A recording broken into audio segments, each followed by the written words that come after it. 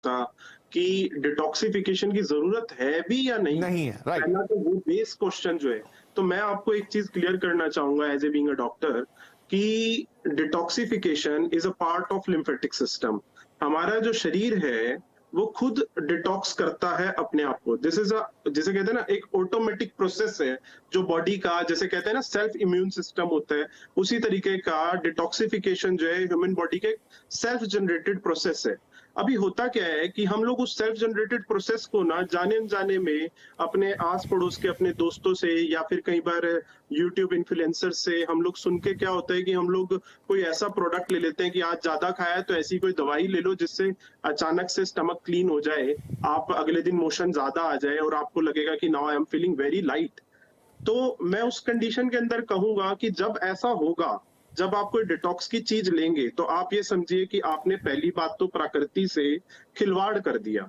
Research का मतलब होता है कि जब हम लोग हर पैथी को समान रूप से पढ़ें, हर पैथी के पहलुओं को समान रूप से समझें, दैट इज कॉल्ड रिसर्च। मैं एक अपनी राय रखता हूं, मैं मानता हूं कि मैं कहूं कि ये ठीक है वो ठीक है, मैं इन चीजों को नहीं मानता। मैं समझता हूं जो इंसान के लिए सही है वो है प्रकृति।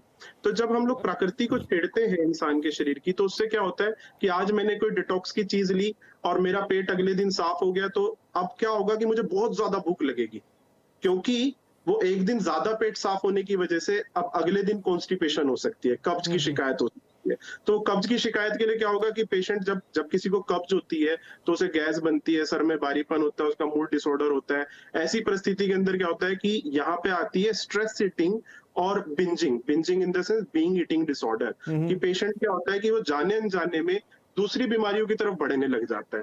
पहला तो ये कि डिटॉक्स लेने की वजह से शरीर कमजोर हुआ, कमजोर होने की वजह से जब डिटॉक्स लिया, एक्सेस यूरिनेशन हुआ या मान लीजिए ज्यादा मोशन आया, तो उसकी वजह से क्या हुआ कि मरीज को कहीं ना कहीं विटामिन और न्यूट्रिएंट्स कम हुए।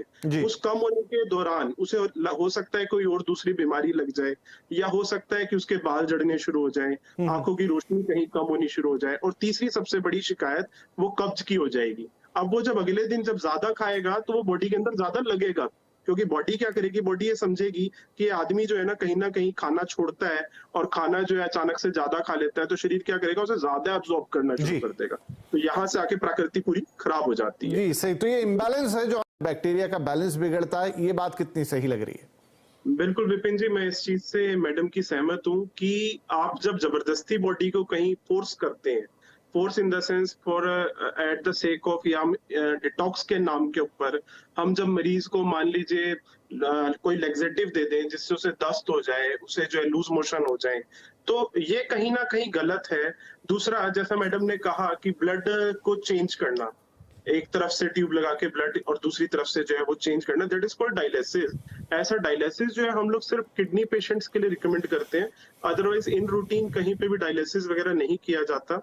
पर अभी क्या है कि लोग डिटॉक्सिफिकेशन के नाम पे, टॉक्सिन शरीर से निकालने के नाम पे दूसरा ऐसा टॉक्सिन ले लेते हैं जिसे शरीर रिपेल करता है। रिपेल कैसे, कि मान लीजिए उदाहरण के लिए मैंने कोई ऐसी दवाई खा ली जो मेरे शरीर में डाइजेस्ट ही नहीं होगी, तो बॉडी क्या करेगी, उसे रिपेल करेगी। जब वो उसे रिपेल करेगी तो हमारे बॉडी के कई न्यूट्रिएंट्स, कई जरूरी विटामिन और कई ऐसे मिनरल्स बॉडी से निकल जाएंगे। जैसे कि आमतौर पे देखिए, मैं पिछले 16 साल से वेट लॉस कर रहा हूँ, और वेट लॉस के दौरान मैंने कई बार ऐसे डॉक्टर्स की जो है वो थ्योरीज देखी हैं जिसके अंदर डिटॉक्सिफिकेशन के नाम पे मरीज को दस्त लग जाते हैं।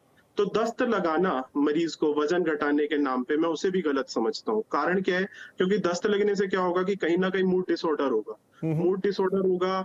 दूसरा क्या है, बॉडी में वीकनेस आएगी। देखो, वेट लॉस या कभी भी हम लोग डिटॉक्सिफिकेशन की जब बात करते हैं, तो डिटॉक्सिफिकेशन या कोई भी चीज किसी हद तक उतनी करनी चाहिए जितनी जरूरी है। आप जैसे मैडम ने कहा कि आयुर्वेदा में बड़ी सारी चीजें हैं, बिल्कुल करेक्ट बात है। विनेगर है, अदरक है, हल्दी है, that is also the part of detoxification. तो यहाँ तक तो सीमित है, यहाँ तक ठीक है। पर जब मैं किसी एलोपैथिक दवाई को लेकर डिटॉक्स कर रहा हूँ, उदाहरण के लिए मैंने कोई कब्ज की दवाई ले ली, कोई डायरियोटिक ले लिया, और मैं फिर डिटॉक्स कर रहा हूँ, दैट इज रोंग, वो गलत है। तो ऐसा डिटॉक्सिफिकेशन जो है नहीं करना चाहिए कि जिसकी वजह से हमें सडनली वीकनेस आ जाए, तो वो कहीं ना कहीं शरीर के लिए नुकसानदायक है। तो एक प्रत्यक्ष, क्या हमें डिटॉक्स यूजुअली उसकी तरफ जाना चाहिए या नहीं? जब तक अनटिल अनलेस कुछ खास बड़ा ना हो जाए, कोई जरूरत नहीं, बॉडी उतना खुद मैनेज कर लेगी। बिल्कुल, मैं मानता हूँ कि बॉडी अपने आप खुद मैनेज कर लेती है। ज़बरदस्ती हर हफ्ते डिटॉक्स करना या हर महीने डिटॉक्स करना, दिस इज़ रॉन्ग। अगर जो ज़रूरत है, मेडिकली एडवाइज्ड है डिटॉक्स, या ड्यू टू किडनी प्रॉब्लम्स कहीं डिटॉक्सिफिकेशन की ज़रूरत है, तो ज़रूर करना चाहिए, पर अदरवाइज़ खामा